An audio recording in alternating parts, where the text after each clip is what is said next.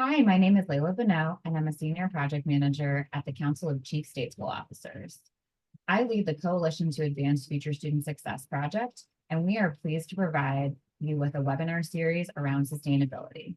As the ESSER funds wind down this September, we know it's really important to look at how to continue what's working for states and communities. We've partnered with the Federal Education Group for this webinar series, and today we're going to focus on supporting academic recovery with the use of federal funds. Now I'll turn it over to Melissa Young from the Federal Education Group. Melissa? Hi, Layla, and thank you so much. So yes, today we will be talking about supporting academic recovery with U.S. Department of Education funds. My name is Melissa Young, as Layla said, and I'm an attorney. I'm with Federal Education Group. We're a law and consulting firm that works with states, districts, and other educational entities on the requirements that apply to federal education funds. And I'm very pleased to give this presentation to support the Coalition's sustainability work. I know that this is very important work as we're going forward.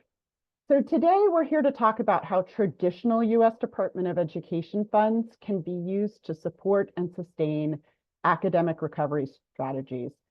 I want to also point out this is one of 3 different presentations that we're giving on sustainability and the use of traditional federal education funds. And what I mean by that is not the specific COVID relief funds.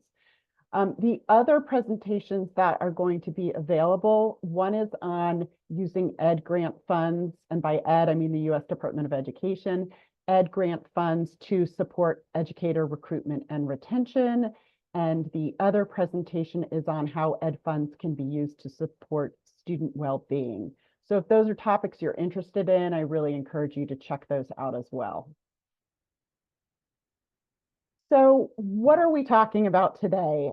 Well, as you know, school districts and other local educational agencies, or LEAs, those are just school districts. I'm going to use probably interchangeably the term school districts and LEAs, and they, for the purposes of this webinar, mean the same thing.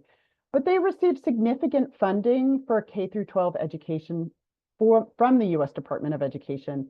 The amount varies by district, but in many districts, it's an important part of their overall budget. And another important thing to know is even where it's a relatively small part of the overall budget, the rules that apply to federal funds can affect how districts spend their state and local funds too. So understanding how all of these rules work, how they apply to the grant funds themselves, and how they may apply to state and local spending is important as we sort of navigate our way through transitioning off of some of the COVID relief funds, or off of all of the COVID relief funds, and potentially transitioning on to using to sustaining some of those programs with state or local funds, or what we're talking about today with federal education funds. So we're going to dive into some of the details on how these programs can be part of a coordinated approach to funding student academic recovery strategies. And these, the information in this presentation might be important to different kinds of school districts and stakeholders. So it might be important for LEAs that are looking to sustain effective activities that they're funding right now with the COVID relief funds, and they're looking to transition to other funding sources, potentially including U.S. Department of Ed funds. It's also important for LEAs that may be looking to initiate activities for the first time and understanding how federal funds can be a part of that. And of course, it could be important for other stakeholders that are engaged with their LEAs. There are some resources available that you can look at to take a deeper dive. The first is a resource by the Coalition itself, and it addresses how U.S. Department of Education grant funds can help sustain ESSER activities. And ESSER, as many of you likely know, was the largest K through 12 COVID relief program. So this first resource listed here, and the slides will also have hot links, so there should be a deck available if you're interested in any of these resources. That resource walks through what LAs typically spend their federal money on in each of the major education federal grant programs, and then highlights other spending options that are also available but aren't as commonly understood or aren't as commonly used. The second resource is more specific to academic recovery, and even more specific, it's specifically about tutoring, and it walks through local spending options from the major federal grant formula programs to support tutoring, and how federal funds can be used with state and local funds to support tutoring, that sort of concept of grading funds to support an activity. This resource, the second resource, which was for Accelerate, which is a nonprofit that's supporting tutoring as an academic recovery strategy. This resource includes, importantly, citations from federal law, regulations, and guidance for many of the spending options I'll be talking about today, particularly those that relate to tutoring. So if you're looking for sort of a deeper dive and some backup and background, including legal citations, that might also be a helpful resource for you.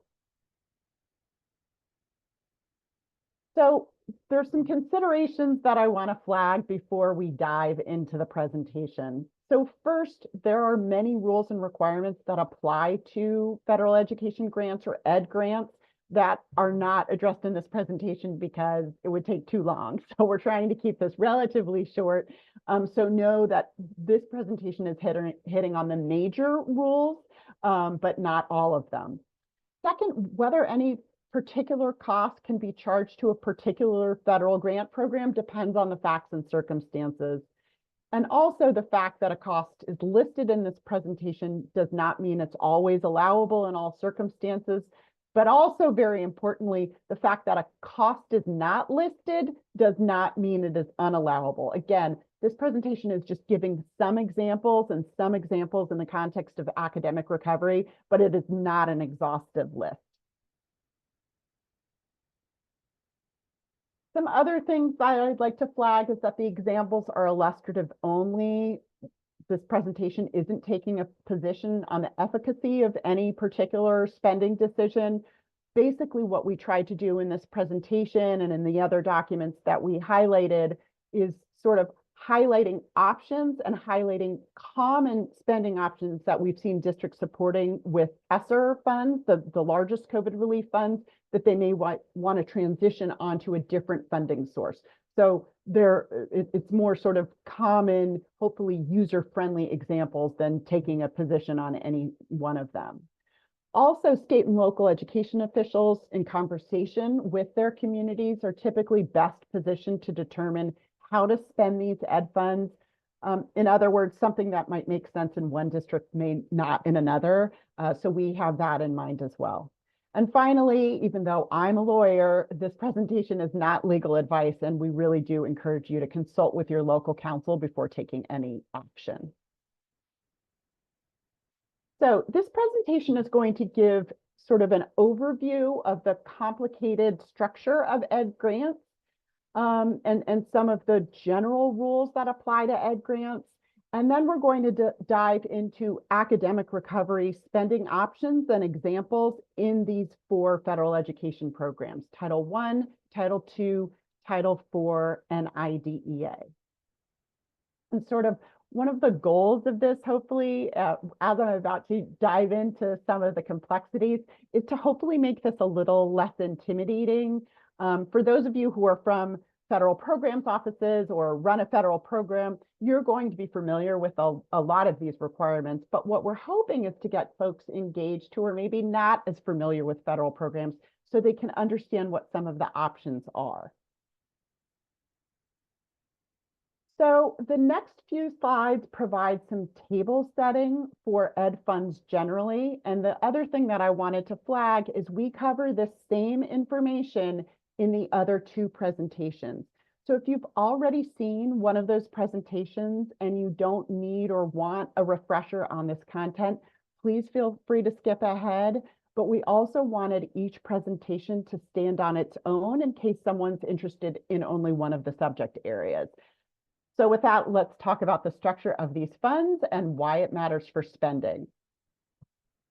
So in short, because of the structure of federal grants, Ed grants, U.S. Department of Education funds, are subject to many rules from many sources.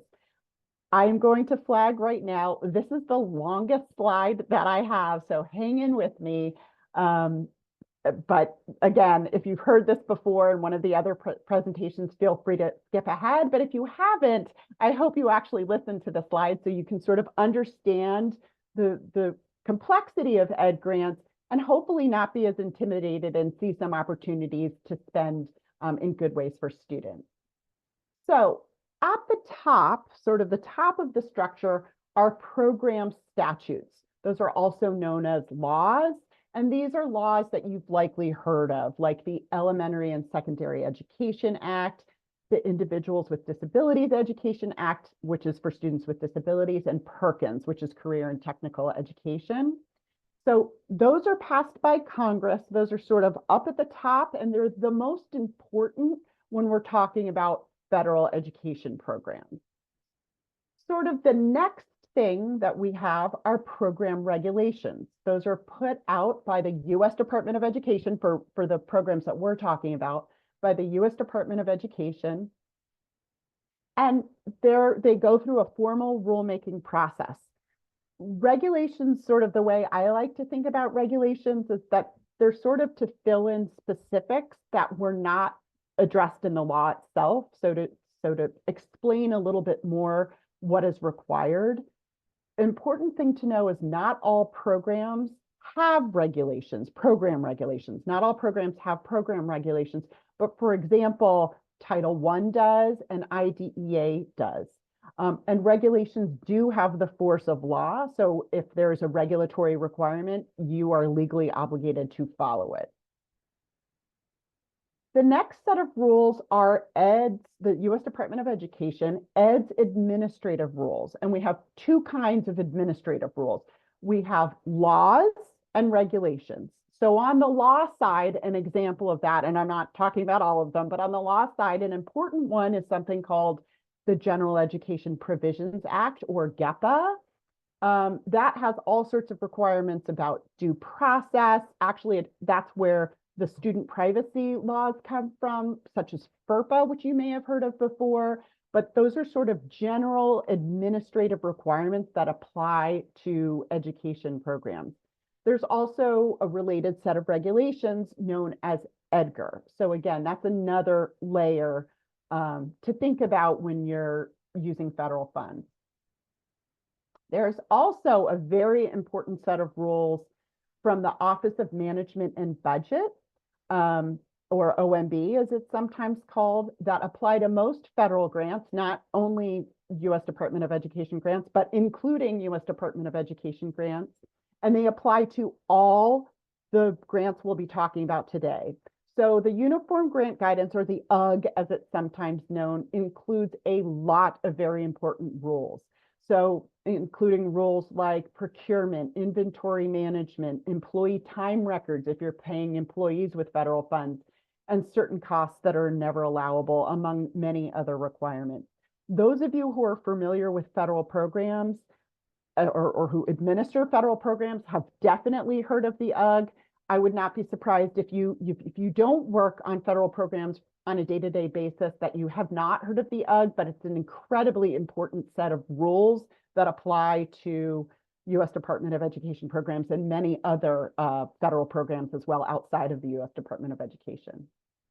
And then finally, we have two things that are also important. One is ed guidance. Now, ed guidance is not binding and does not have the force of law, but it's very important because it articulates sort of ed's expectations for a program. And it also is very important because it's typically written in much plainer language. So if you are new, if you're not a federal program administrator, you're new to a program, ed guidance may be a very good place to start to familiarize yourself with the rules because it's not as technical. They're typically written in a Q&A fashion, so they're much more accessible. So ed guidance plays a very important role in federal programs. And the last thing that's very important are state and local laws and rules. And the reason why this is important is because if something is required or forbidden under your state or local law, the federal law and the federal grants will respect that. So for example, if for some reason you can never spend your money on cost A, insert whatever you want cost A to be, you can't use federal funds then to spend that money on cost A. The federal law will actually respect the state and local laws and rules as well. So what does that all mean? It means that this is really complicated and it can be very hard to discern what is allowable, but hopefully this presentation and introducing you to some of these concepts will make it more navigable for you. This is not impossible to navigate. It can be tricky, but it's not impossible. And hopefully if you understand the structure a little bit, it can make it more approachable. So in addition to all of those rules that I just sort of teased out, we see some practical things that also influence how districts spend their ed funds. So the first thing is, and I know it's quite obvious, but the first thing is, unless a district gets an increase in U.S. Department of Education funds, recurring ed funds, like the funds I'm speaking about today, Title I, IDEA, et cetera, recurring ed grants are currently being spent on something, meaning that to support something different, LEAs may have to move funds away from a currently funded activity. And those are hard decisions to make. So, just because you could spend money on it doesn't mean that that's going to be an easy choice necessarily to make. The other thing is that states are responsible for overseeing all of these education programs because these programs are known as state administered programs. It's actually a legal term, state administered program. And what that means is that the U.S. Department of Education grants the money to states, and then states are responsible for subgranting that money to school districts. And through this, they have a legal responsibility to make sure that districts comply with federal rules.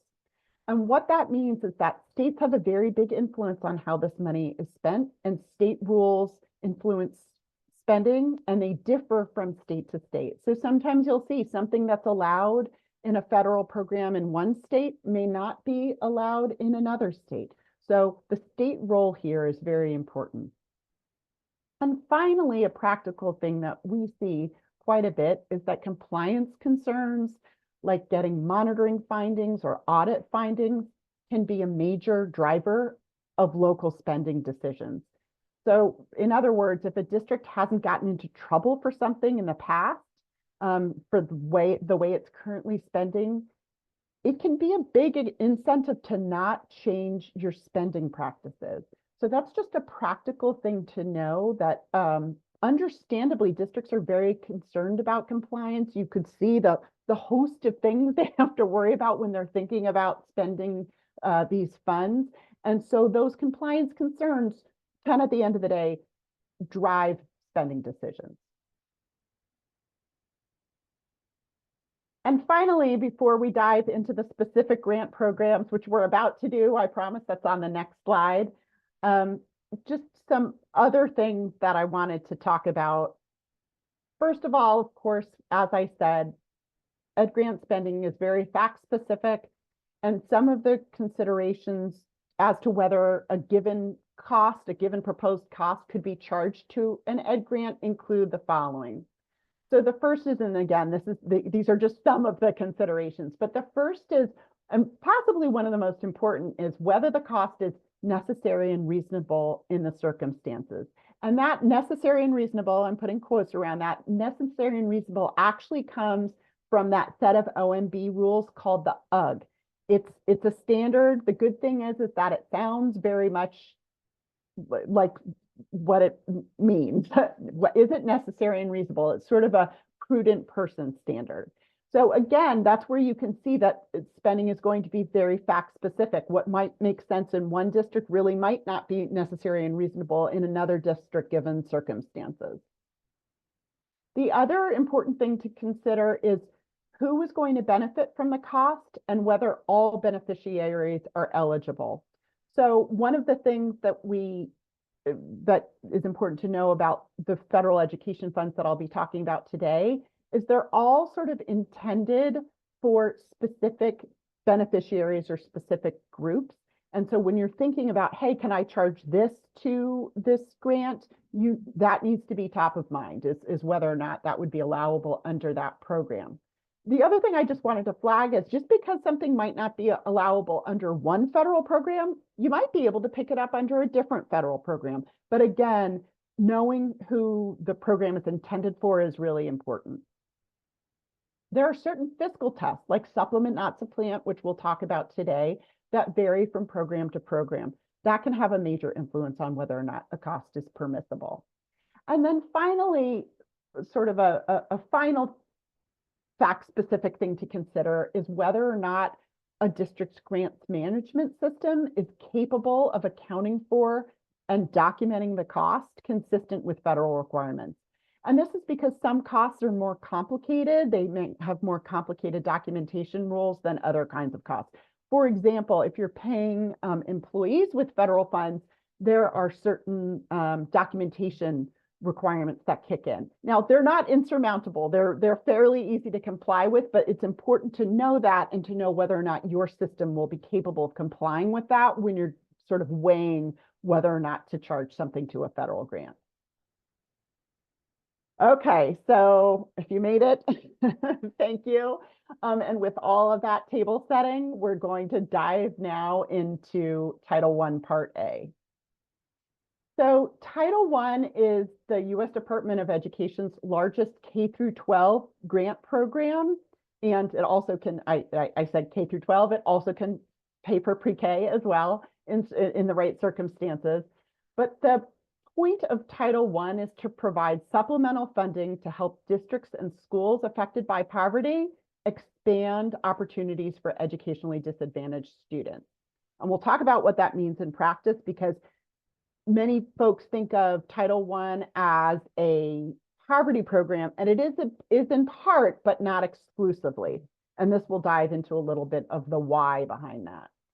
So most Title I funds are spent at the school level, although you can reserve some funds and spend them at the district level, and I'll talk about that in a few slides.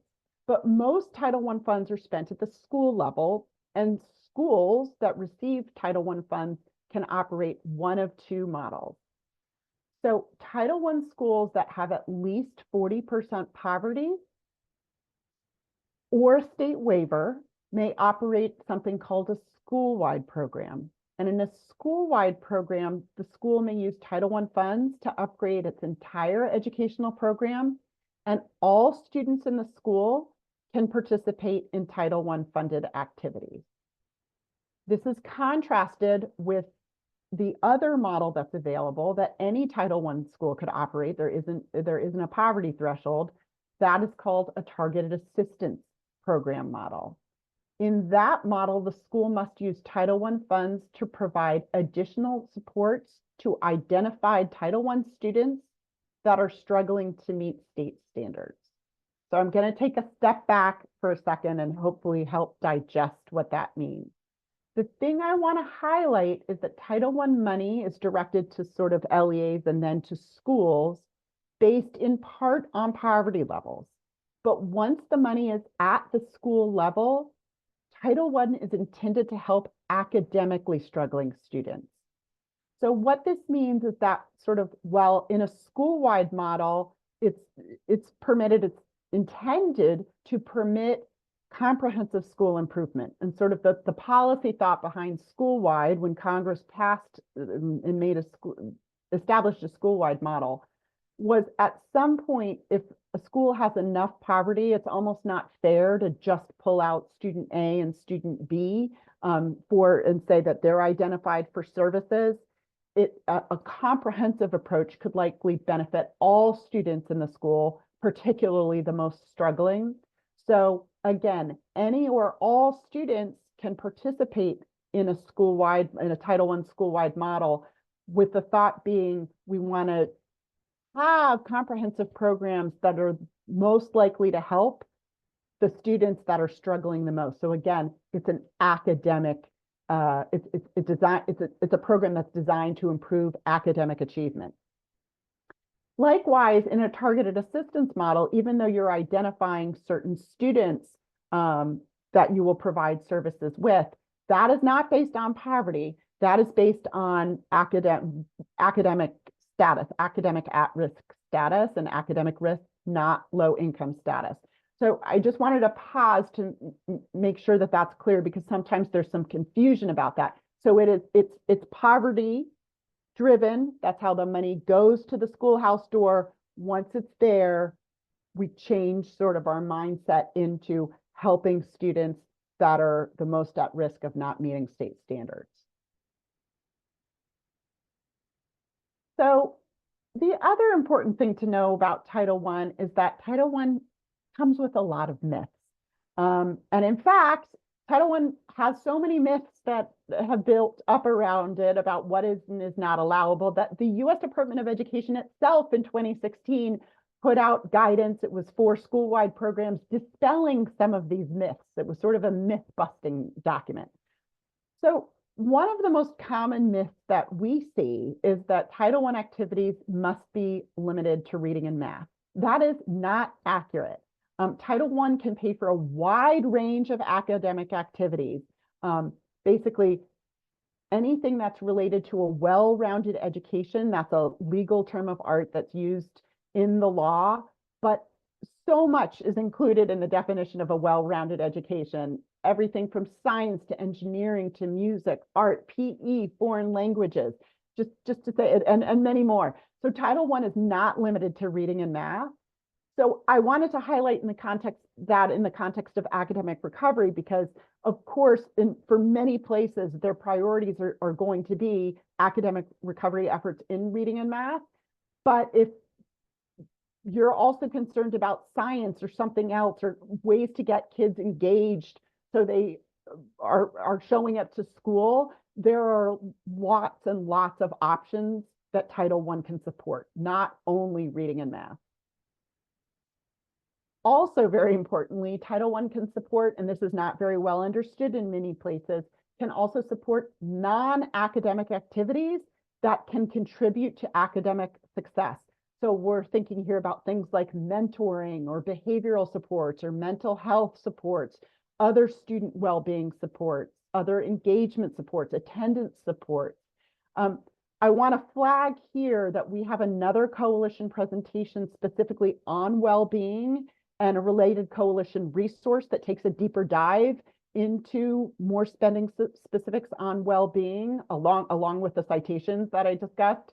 So that might be something to look at if sort of those non-academic well-being supports is something you're interested in as well. I encourage you to take a look at those resources. So Title I has a fiscal rule called supplement, not supplant. And the purpose of supplement, not supplant is to help ensure that Title I provides extra support beyond what LEAs would normally spend on education with their state and local funds. Supplement, not supplant in practice has a huge influence on how districts spend their Title I funds. I want to flag here, and I think I have 2 slides here on supplement, not supplant, because it's so important, and there's all these myths about that you can't spend money on things because of sort of misperceptions of supplement, not supplant.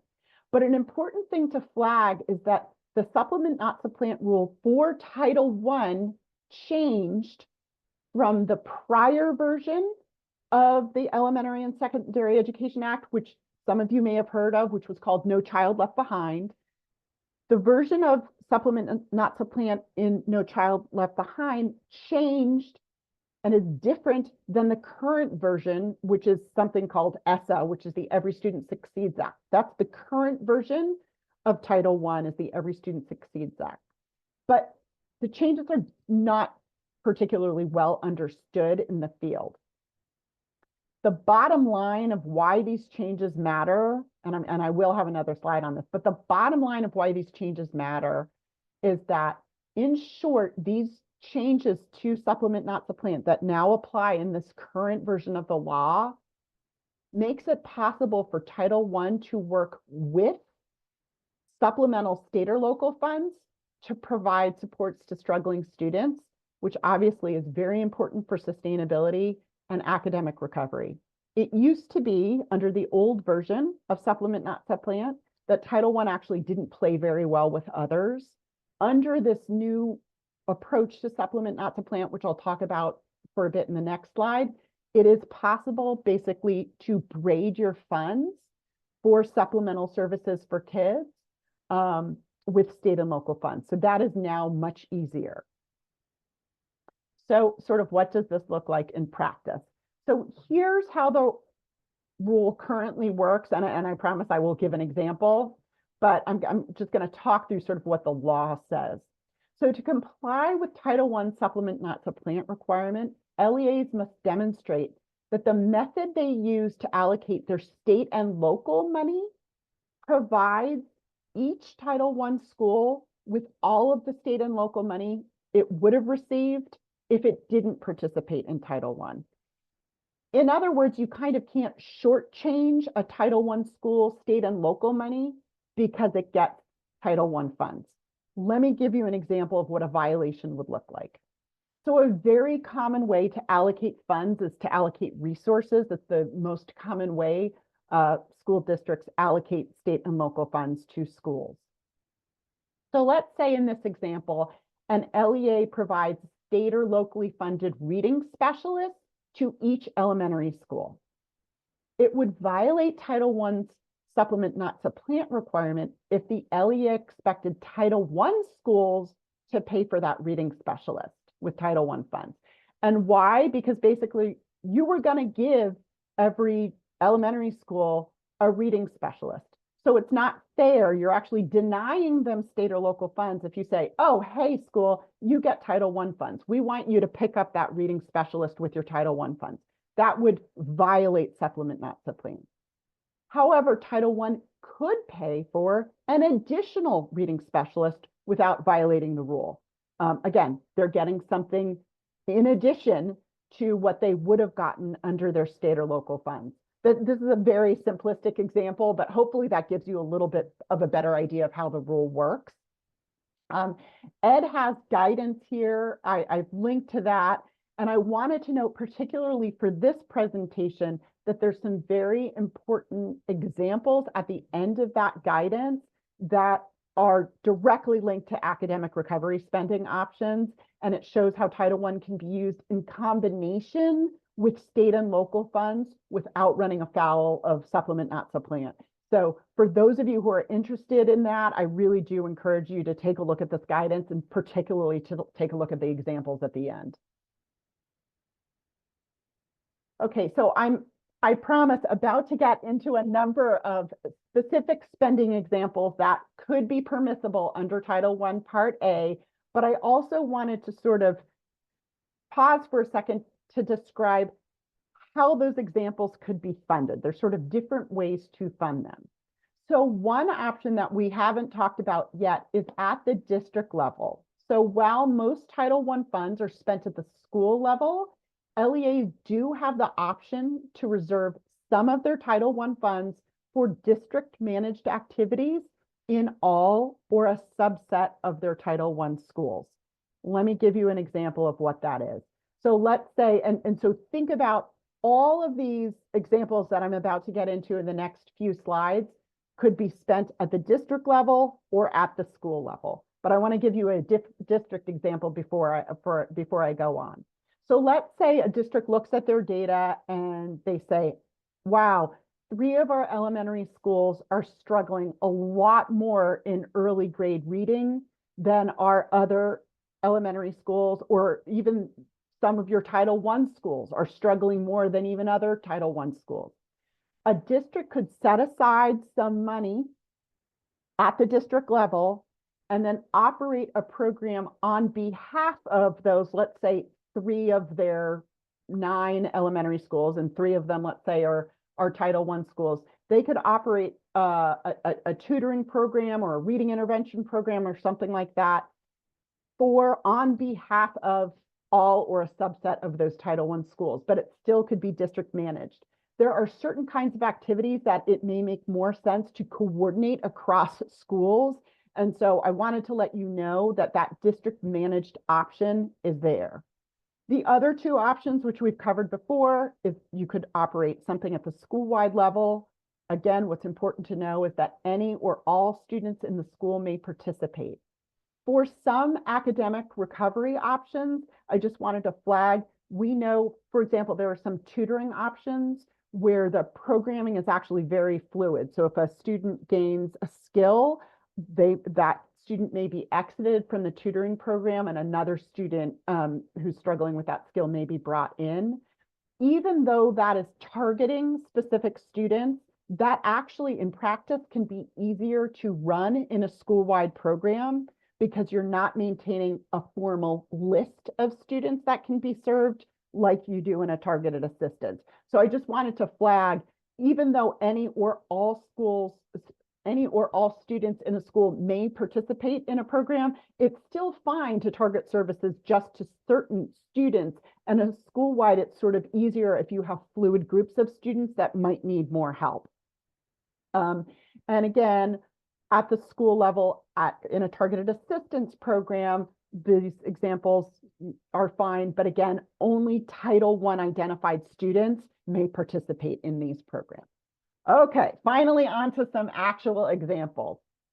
So here are some examples of how Title I funds can be used to support academic recovery. I just want to remind people that what I'm talking about in this presentation is highlighting academic spending options, but other kinds of Title I spending is allowable. Other kinds of Title I spending can absolutely help improve student achievement. Again, you know, if a school is having attendance problems, they may need to put in other kinds of they look like non-academic supports in place to get those kids to school and in school. I'm not talking really a ton about those today. I do encourage you to take a look at the spending options to support student well-being if some of those opportunities are something that you're interested in. Today, though, we're talking about academic sort of spending more specifically. Okay, so spending options include assessments of Title I students' needs and progress, initiatives to increase the amount and quality of learning time for Title I students. And this can include out-of-school time programs like after-school programs, summer programming, Saturday programming. We've seen lots of different things, but those kinds of initiatives are allowable Title I costs. Tutoring to support Title I students in meeting state academic standards. Family engagement programs for the families of Title I students. Upgrading curricula for Title I students. High quality instructional materials to support Title I students that can include differentiated instruction and intervention materials to meet the needs of your Title I students, including your Title I students that are English learners and students with disabilities. I want to flag here when we're talking about intervention materials that actually, because of some persistent confusion over supplement, not supplant, I want to flag that there's no requirement to segregate Title I students. In fact, that's very much disfavored under the law itself. There's also no requirement to provide Title I students different services than those that are provided to non-Title I students that might benefit from the same intervention. So what do I mean by that? So let's say that there's an effective tutoring program for students that are struggling in math. So you have, based on either state assessments or formative assessments that you're doing or localized assessments that you're doing, you can identify a population of students that are struggling in math.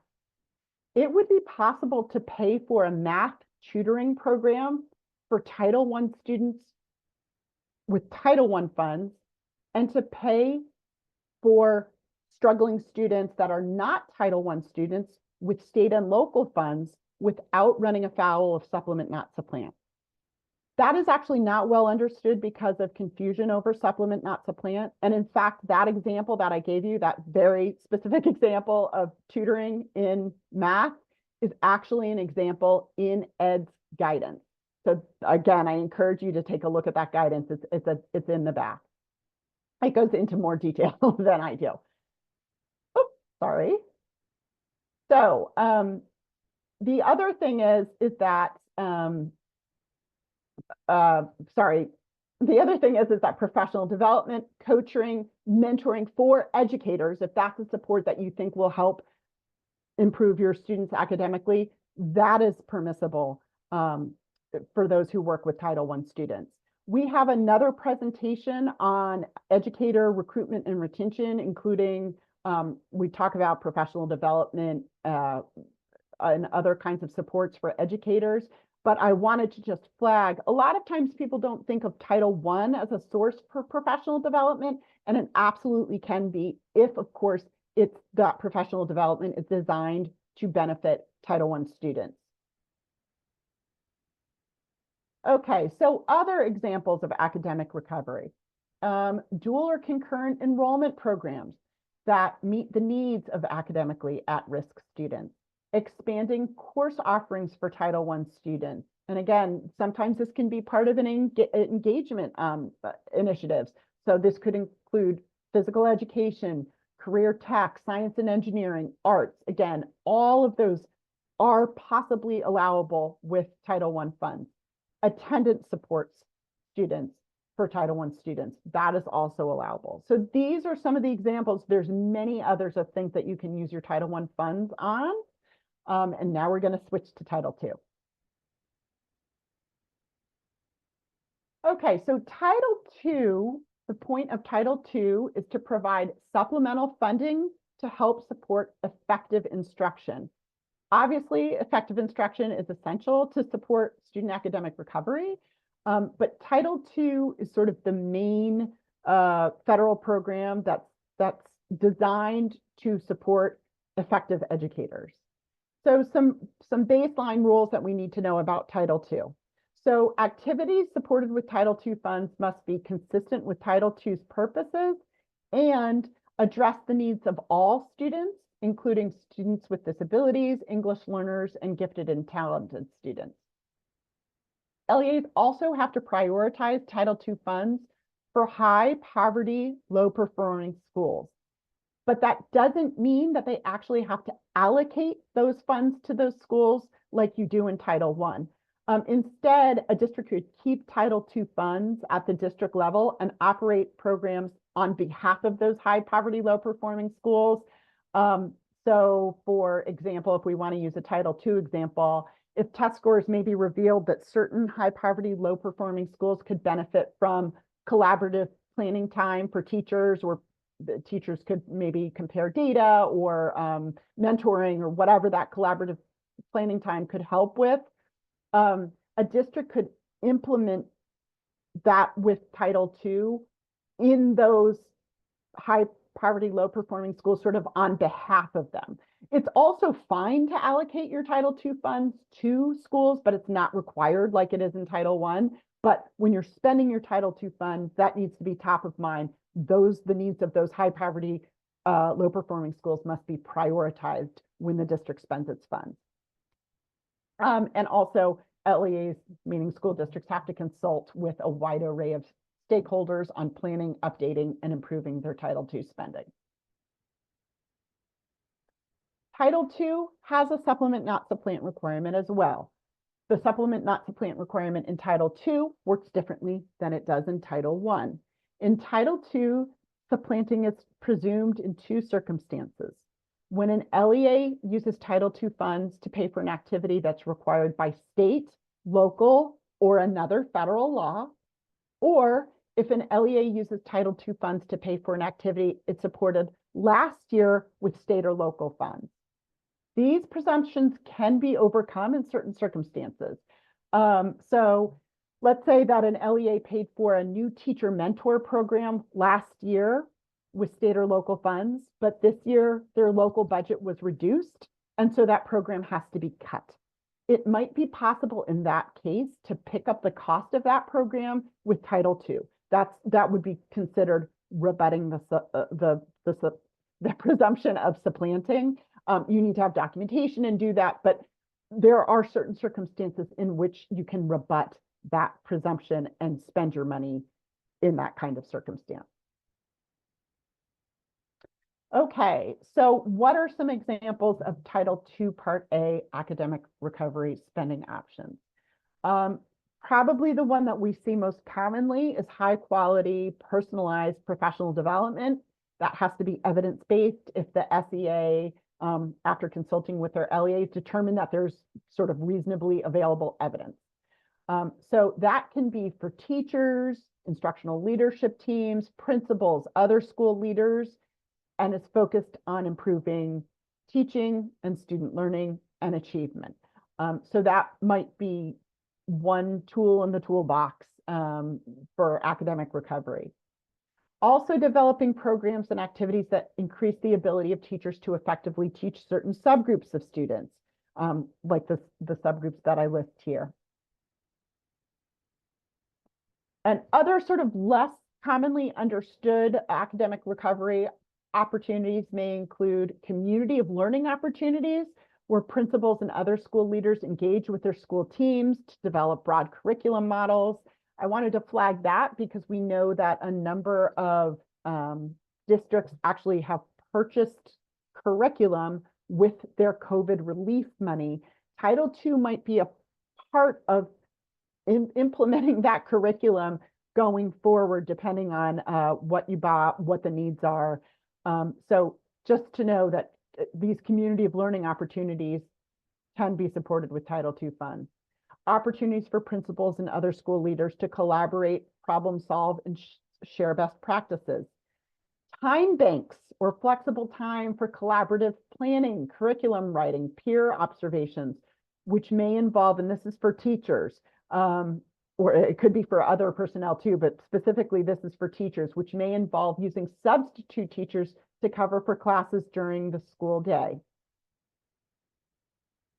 Induction programs that could support possibly teacher candidates in gaining practical experience by tutoring students, and initiatives that support effective teachers and paraprofessionals to tutor as a way to promote professional growth and emphasize multiple career paths. Again, really one of the basic points of Title II is educator quality that can include recruitment and retention strategies.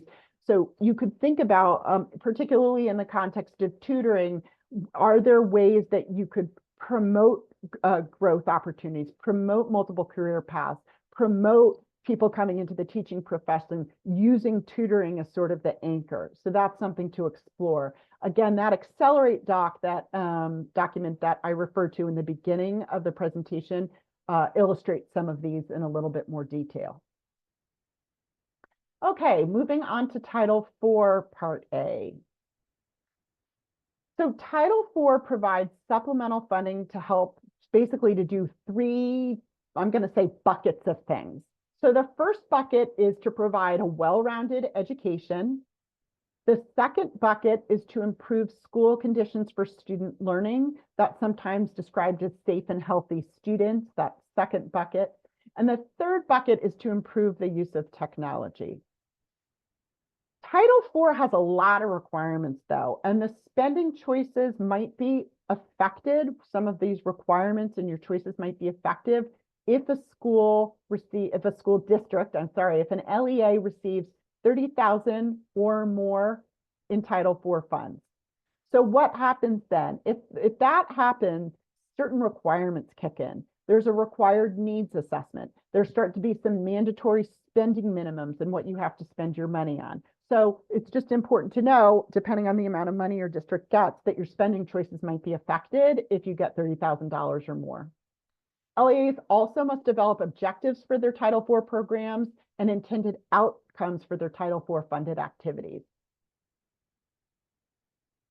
In Title IV, LEAs have to prioritize spending on schools that have the greatest needs as determined by the LEA, so there's a little bit of flexibility there, have the highest percentages or numbers of children from low-income families, are identified for improvement under Title I accountability requirements, or are identified as a persistently dangerous school.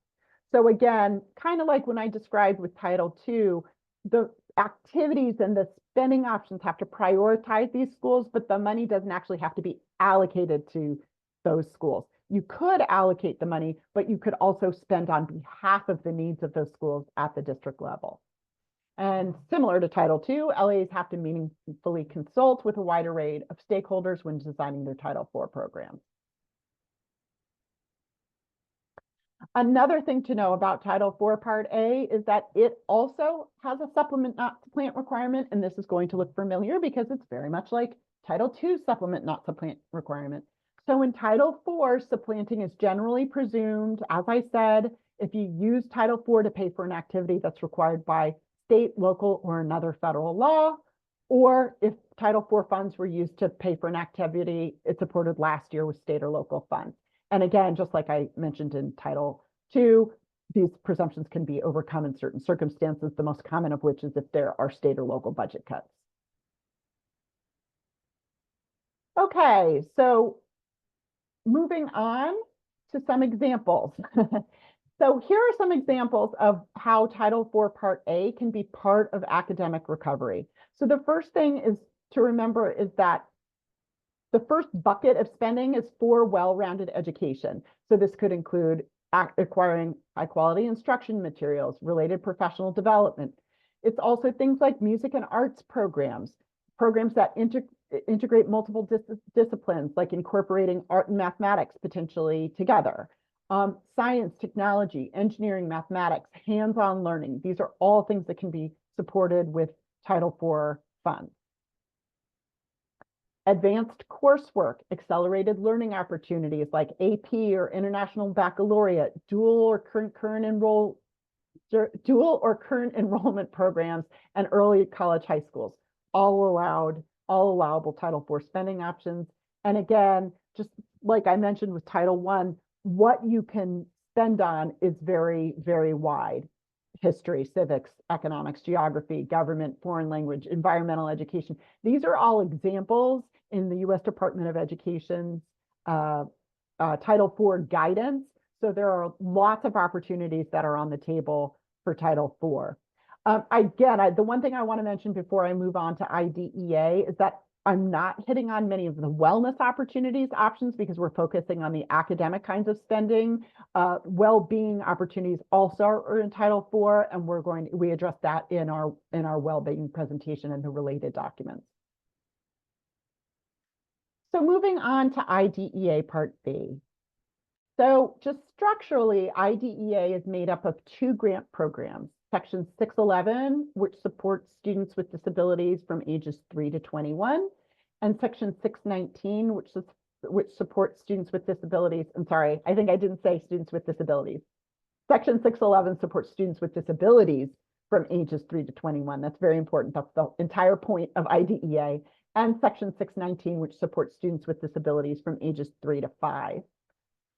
IDEA Part B, and I'm just going to call it, even though there's 619 and 611, I'm talking about both, and I'm just going to use the phrase IDEA or IDEA Part B, but I'm talking about Part B. But IDEA Part B also has a supplement not supplant requirement, but it's different than the other ones. It's different than either Title II or IVs or Title I. In IDEA Part B, if an LEA meets their local maintenance of effort requirement, they have complied with supplement not supplant. So there's nothing additional you have to do to comply with supplement not supplant in IDEA Part B if you meet your local maintenance of effort requirement. So that's an important thing to know because sometimes we see people applying the wrong standards to supplement not supplant in IDEA. This also makes IDEA much easier to play with others, to play with other funding sources, because it's not tripping on that supplement not supplant requirement. So I wanted to flag that. LEAs can use IDEA Part B funds to pay for what the law calls special education and related services. And this is sort of a quick summary of what the law means by that. So special education means adapting instruction to meet the unique needs of students with disabilities. I do want to flag that this is often construed narrowly and that LEAs have more service options than they often realize. Adapting instruction to meet the unique needs of students with disabilities does not mean necessarily, of course, it's going to depend on the student's IEP, their individualized education plan, but adapting instruction does not mean necessarily doing something different from students without disabilities. So let me just give you a quick example. If you had an effective reading intervention program, let's say, you could have students with disabilities have access to that program, even though other struggling readers who are not students with disabilities used the same program. Again, a lot of this is going to depend on the unique needs of the child, but there's no requirement to segregate student services funded with IDEA. And in fact, as those of you who are familiar with special education, there's actually a requirement called the least restrictive environment. So I just wanted to say, again, there are more service delivery options that are often commonly understood for IDEA Part B funds and students with disabilities. So anyway, that's special education, adapting instruction to meet the unique needs of students with disabilities. Related services are transportation and other support services to help students with disabilities benefit from special education. So those are the things that IDEA Part B can pay for. Also, importantly and interestingly, and often not understood, LEAs have the option to reserve up to 15% of their IDEA Part B funds for something called Coordinated Early Intervening Services, or CEIS, to support struggling general education students. Now, some LEAs actually are required to spend their money on this, and I'm not talking about that.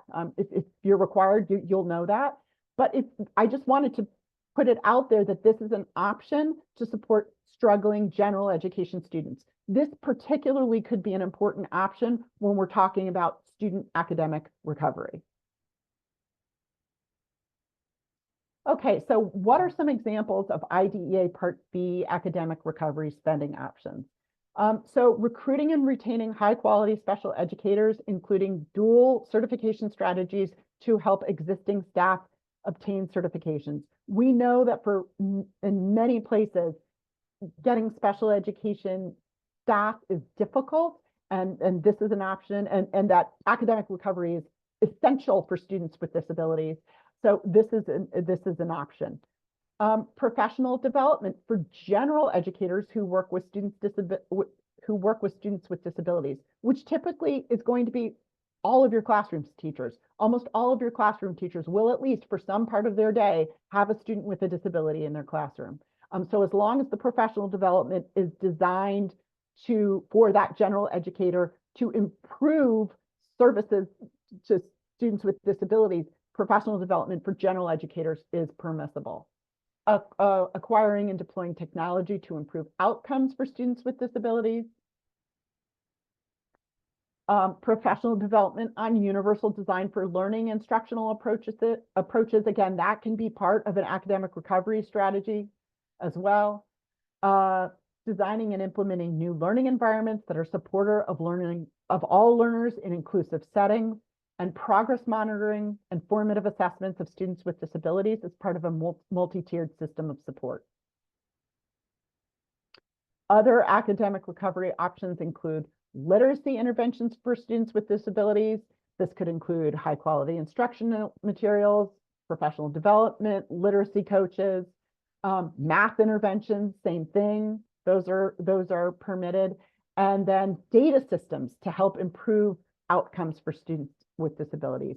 So these are all sort of tools in the toolbox for academic recovery strategies that IDEA can support. Again, the intended beneficiaries in the case of IDEA Part B are students with disabilities, but the spending options may be broader to benefit those students than is commonly understood. So with that, I'm ending my presentation for today. Again, I really encourage you, this is not legal advice. I encourage you to consult with your local council. And finally, I'm just very pleased to help support the coalition. Sustainability is just so important for all of our students. Maybe check out the other presentations if there's topics that you're interested in, and I hope you have a great rest of your day. Thanks so much.